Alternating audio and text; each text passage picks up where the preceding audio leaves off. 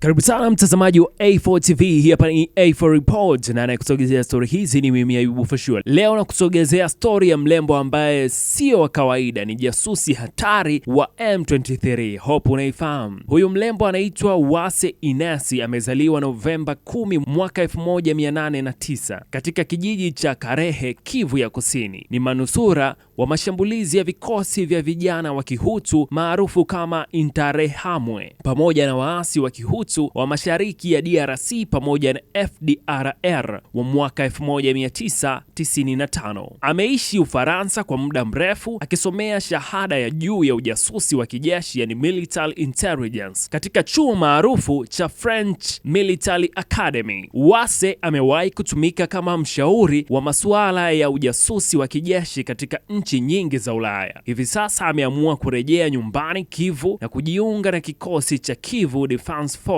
kinachofahamika zaidi kama KDF, ambacho ni sehemu ya tawi la M23 linalodaiwa kuungwa mkono na Rwanda. Ndani ya KDF, Uwase anatajwa kuwa na cheo cha jenerali na ndiye mkuu wa idara ya ujasusi wa kijeshi. Anatajwa pia kuwa mwanamke aliyekuwa nyuma ya mipango iliyosababisha kutekwa kwa jimbo la Kivu na waasi wa M23 kutoka mikononi mwa jeshi la DRC.